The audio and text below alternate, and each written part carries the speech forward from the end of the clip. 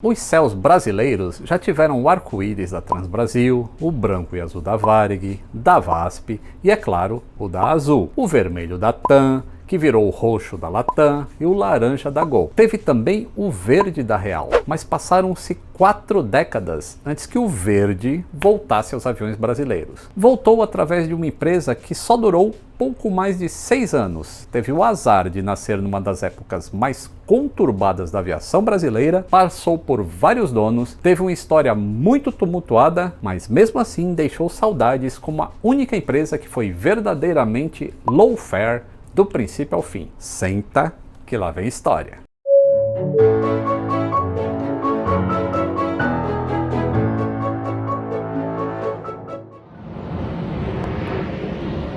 Saudações aeronáuticas, tudo bem com vocês? Tudo bem! E antes que vocês esqueçam, bora deixar o joinha e se inscrever no canal?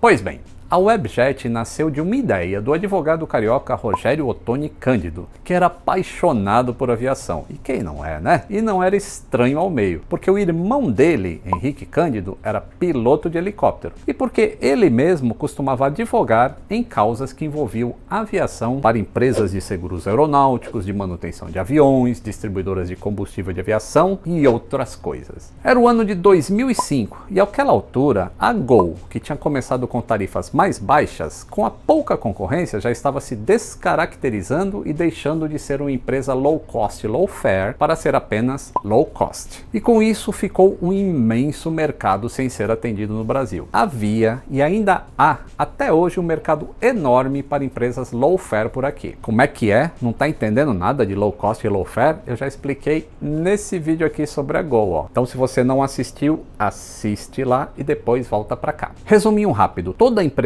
low fare também é low cost, senão daria prejuízo, mas nem toda low cost é low fare. O Rogério Ottoni percebeu nisso uma oportunidade. Ele não tinha capital, mas tinha boas relações no mercado e apresentou o projeto para o investidor também carioca, Mauro Molchansky. O Mauro a princípio torceu o nariz e ele tinha bons motivos para isso. Afinal, existe aquele famoso ditado que diz que o jeito mais fácil de alguém ficar milionário é já ser bilionário e investir numa empresa aérea. Além disso, um pouco antes, a Transbrasil e a VASP já tinham falido e todo mundo sabia que a Varig estava indo de mal a pior. Mas o Rogério fez um estudo muito bem feito que mostrou a carência que havia para uma empresa low fare de verdade no Brasil e o sucesso que várias empresas desse tipo vinham tendo pelo mundo afora, citando a Southwest, que inventou esse sistema lá nos Estados Unidos, depois a Ryanair, EasyJet na Europa, entre outras. O Mauro viu que a ideia não era tão doida assim e ele também percebeu que a maioria das empresas low fare que deram certo também foi fundada por gente que não vinha de aviação. Eram investidores como ele, que tratavam a companhia como um negócio como qualquer outro. O Mauro então conseguiu convencer outros investidores e esse grupo então fundou a Webjet. Eles começaram com um único avião, um Boeing 737-300, que tinha sido antes da Nordeste Linhas Aéreas, que era uma subsidiária da Varig. O 737-300 parecia ser o avião ideal para eles naquele momento. Ele já não era fabricado mais, porque a Boeing já tinha lançado a série Next Generation, ou NG, do Boeing 737-700 e 800, que era muito mais moderno. Mas isso também significava que a série Classic do 737-300 estava barata no mercado. E em 2005 ainda não era tão antiga assim. Então a manutenção não ficava cara demais e ele também não gastava tanto mais combustível do que os NGs. Então era uma operação que poderia se tornar viável. A diferença do 737-200 breguinha para a série Classic era muito maior do que da Classic para a NG. Então, apesar de ser um avião ultrapassado, pesando os prós e os contras, naquela época o 737-300 ainda era uma boa opção. Então, em 2005, a Webjet começou a publicar anúncios, logo depois de receber a autorização do então Departamento de Aviação Civil, o DAC. Os anúncios enfatizavam não só que voar na nova empresa seria barato, mas também muito simples, sem complicação nem frescura. O nome trazia a ideia de coisa moderna e conectada, e a identidade visual era também muito simples. O logotipo, por exemplo, era simplesmente um ponto verde na cauda de um avião todo branco. E o primeiro voo decolou do Galeão, no Rio de Janeiro, no dia 12 de julho de 2005. Inicialmente, esse único avião fazia a rota Rio, Guarulhos, Brasília, Guarulhos, Porto Alegre, Guarulhos, Rio, sempre pernoitando no Rio, que era a sede da empresa. Isso fazia com que se economizasse os hotéis para a tripulação. Mas vocês acham que é fácil? Infelizmente, o início da Webjet foi muito tumultuado. No geral, o projeto da operação tinha sido muito bem feito, só que eles subestimaram duas coisas: a reação das outras empresas e a quantidade de capital que eles teriam que ter para manter a operação antes da empresa começar a dar lucro. Todo novo negócio no início dá prejuízo mesmo, e os sócios ou investidores precisam contar com isso e ter uma reserva de capital para segurar as pontas. Companhias aéreas não são exceção a essa regra. Pelo contrário, você gasta rios de dinheiro que demoram muito mais tempo que os outros tipos de negócio antes de darem um retorno financeiro. Então, no mesmo dia que a Webjet começou a voar, todas as demais companhias aéreas brasileiras baixaram suas tarifas nessas rotas que a Webjet operava. Gol, TAM, Oceanair e a Varig, que ainda estava voando na época, todas baixaram as tarifas para menos do que o que a Webjet estava cobrando. Isso é uma prática que em economia se chama undercutting. É classificada como uma atividade predatória e anticompetitiva, e por isso é ilegal na maioria dos países. Mas na prática, geralmente não é punida, porque as empresas alegam que estão só fazendo promoções para competir. E é muito difícil provar que elas fizeram isso de propósito só para prejudicar um concorrente. Mas a ideia é essa mesmo, elas sabem que vão ter prejuízo com isso, mas sendo empresas maiores e já estabelecidas, elas têm cacife e capital para aguentar um prejuízo durante um tempo em apenas uma parte do negócio delas. Enquanto um concorrente mais novo e muito menor provavelmente não vai aguentar e vai quebrar. Isso acontece o tempo todo em todos os setores da economia, inclusive na aviação comercial. E o undercutting dos concorrentes deu certo. Nos primeiros dias, com todo mundo curioso com a novidade com preços muito baixos, a Webjet até teve uma taxa de ocupação altíssima, de mais ou menos 80%. Só que nas semanas seguintes, com as outras empresas cobrando menos ainda, a ocupação só foi despencando, com todo mundo preferindo pagar menos para uma empresa que elas já conheciam do que pagar menos em uma empresa que estava começando. Além disso, a Webjet levou a sério demais o seu nome e só vendia passagens pela internet e pelo telefone. Não vendia através de agente de viagens nem lojas físicas. Isso é uma estratégia de negócios muito boa e funciona bem em países de alto poder aquisitivo e tem uma população grande que viaja como pessoa física, como é o caso dos Estados Unidos e Europa. Mas no Brasil, significava abrir mão de um mercado das viagens a negócios, que são o grande filão da aviação por aqui. Porque as empresas preferem ter uma conta única numa agência de confiança que cuida de todas as viagens dos funcionários. A Gol também tinha tentado ser só virtual, como a gente viu no vídeo aqui, mas logo viu que também teria que vender através de agentes de viagens e de lojas e quiosques em aeroportos e shopping centers, senão iria perder muita receita. Com isso, apenas 4 meses depois de começar a voar em novembro de 2005, a Webjet estava no vermelho em mais de 6 milhões de reais.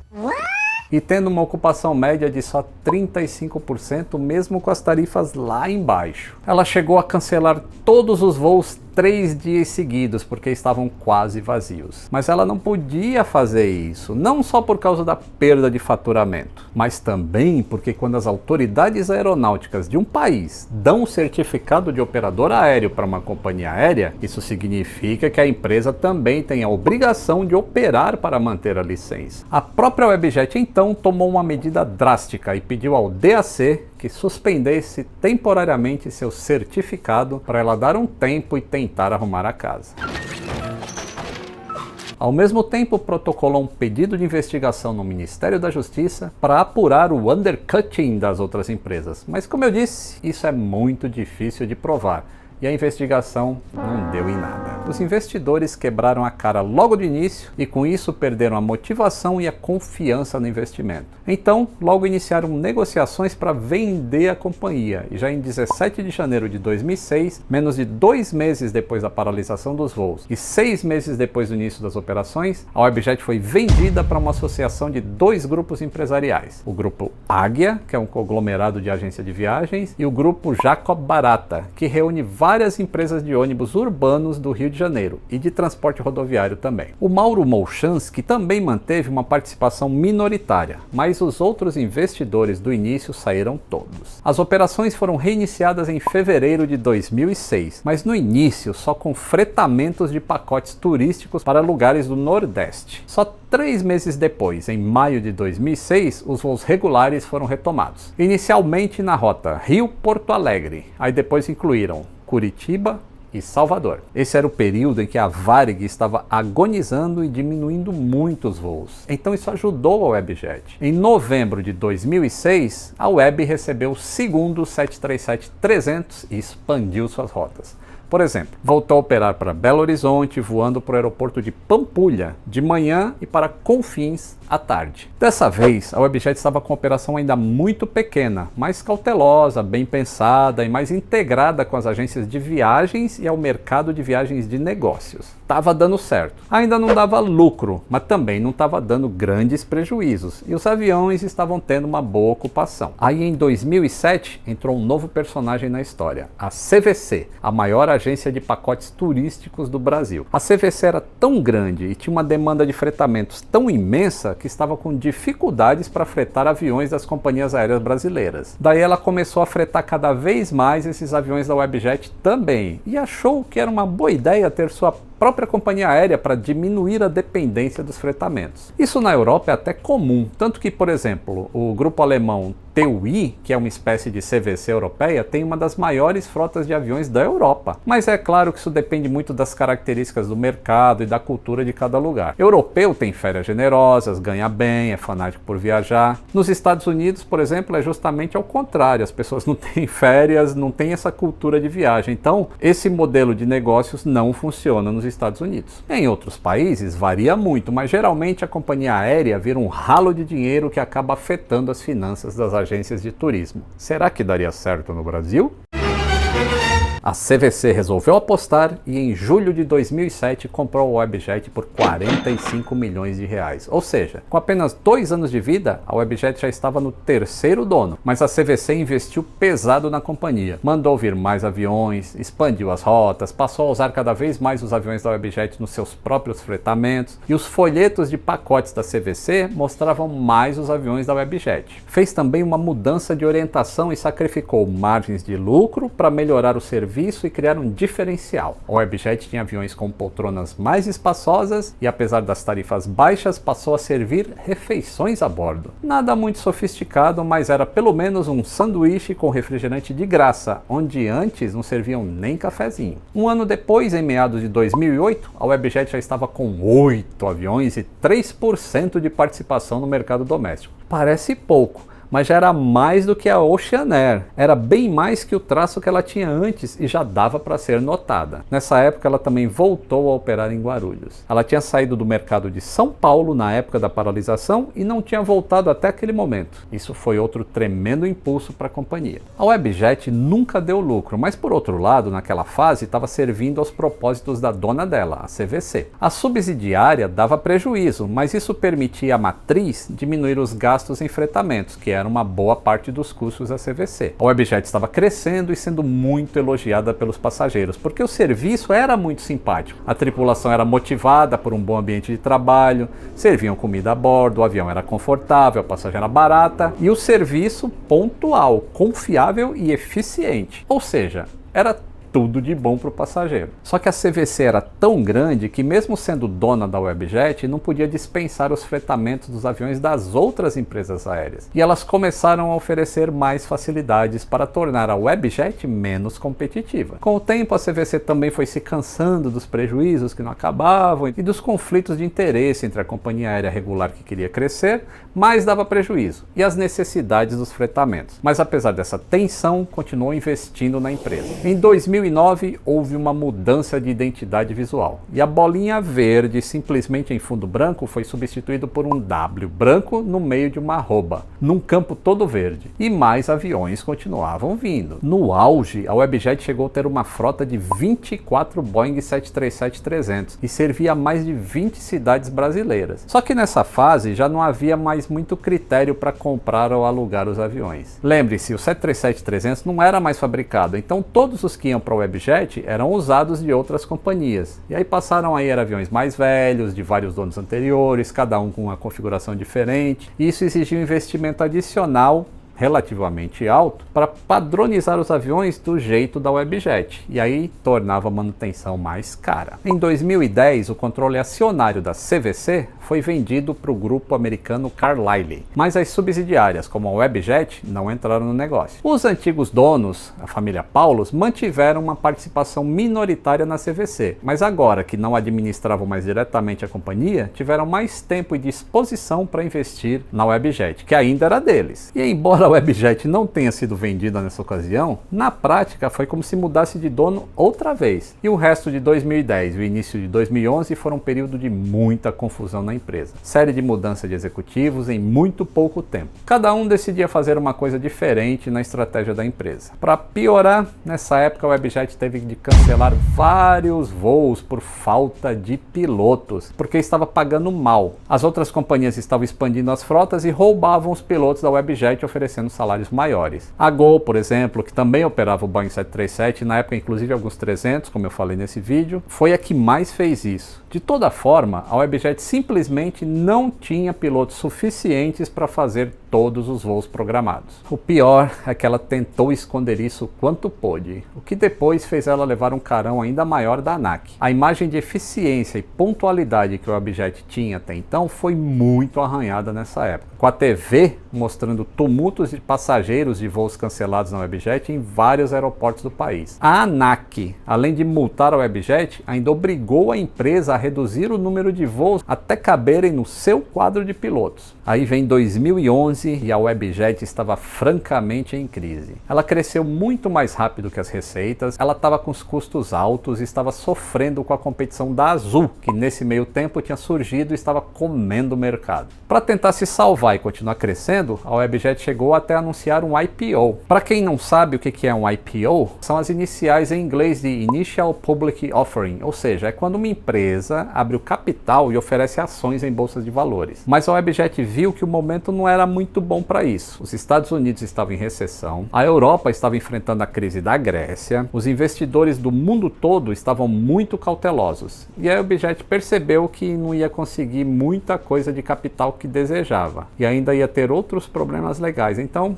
desistiu. E sem o IPO ia tirar dinheiro da onde para sobreviver? Daí, em julho de 2011, a Gol fez uma oferta de 96 milhões de reais pela Webjet e a família Paulos topou. Esse valor foi baixado mais tarde para 70 milhões de reais, depois que uma auditoria avaliou melhor o passivo da Webjet. Parece muito dinheiro, mas era menos do que custava, mesmo no câmbio da época, um único avião 737-800 novo da fábrica. Ou seja, era uma pechincha. Mas os antigos donos iam se livrar de prejuízos muito maiores e a Gol ia se livrar de um concorrente. E de quebra, ainda ia passar a TAM, se tornando a maior empresa aérea do mercado doméstico brasileiro. E ainda ganharia preciosos slots de operação em Guarulhos. E na verdade, 70 milhões foi o que a Gol pagou os sócios. Pelo acordo, além disso, ela também tinha que pagar mais de 200 milhões de reais em dívidas da Webjet. Só que aquisições desse tipo têm que ser aprovadas pelo Conselho Administrativo de Defesa Econômica, o tal do CAD. Quase todos os países do mundo, em especial justamente os mais liberais, fazem isso quando tem fusões e aquisições em setores econômicos de pouca concorrência. Só nesses casos. A lógica é que, para existir livre mercado, também tem que existir livre concorrência. E quando num setor de economia não existe muita concorrência, então uma aquisição de uma empresa por outra tem que ser aprovado por esse órgão, senão as coisas podem piorar muito. Isso prejudica o mercado e o consumidor. E o mercado da aviação comercial é muito concentrado e tem pouca concorrência, não só no Brasil, isso é na maioria dos países do mundo. Por isso que o CAD e os órgãos semelhantes de outros países pegam pesado em fusões e aquisições nessa área. O único, porém, é que no Brasil o processo é muito mais demorado. Nos Estados Unidos, quando a United foi fazer a fusão com a Continental, um negócio que era muito maior e muito mais complexo, o processo de aprovação do governo demorou 3 meses. No Brasil, a aquisição da Webjet pela Gol demorou 1 ano e 4 meses para ser aprovado pelo CAD.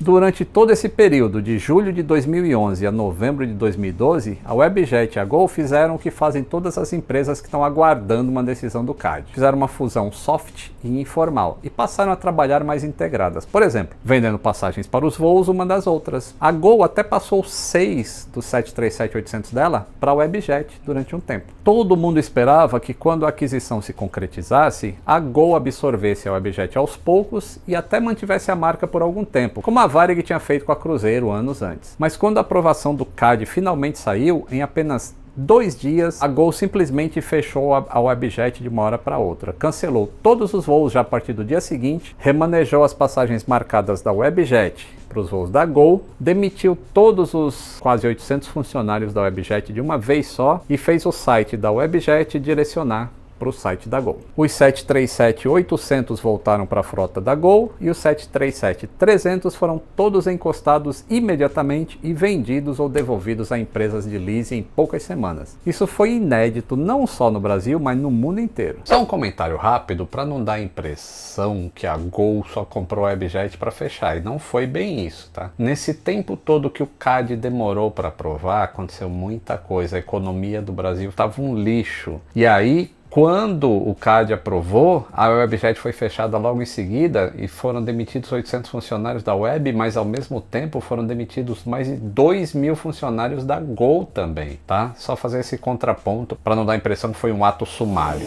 E assim acabou a Ervilhinha, como era carinhosamente apelidada, uma empresa aérea muito simpática que durante alguns anos cativou muitos fãs. A Webjet teve a distinção de ter tido um histórico de segurança impecável e nunca ter tido nenhum acidente, nem sequer com feridos. Numa prova de que avião velho com boa manutenção não é menos seguro que avião novinho em folha. Tenho vários amigos da Varig que trabalhavam na manutenção da Webjet. Também foi a primeira e a última empresa aérea brasileira que foi verdadeiramente low cost e low fare, do princípio até o fim, mas também foi uma amostra do quanto é difícil implantar esse modelo de negócio aqui, com o custo Brasil e com a estrutura de baixa concorrência do mercado de aviação brasileiro. Essa é mais uma história que não teve final feliz, mas eu espero que vocês tenham gostado pelo menos de conhecer e aprender mais sobre uma empresa aérea que, à sua maneira, marcou época no Brasil. Muito obrigado, deixe o seu joinha, se inscreva no canal e até o próximo voo!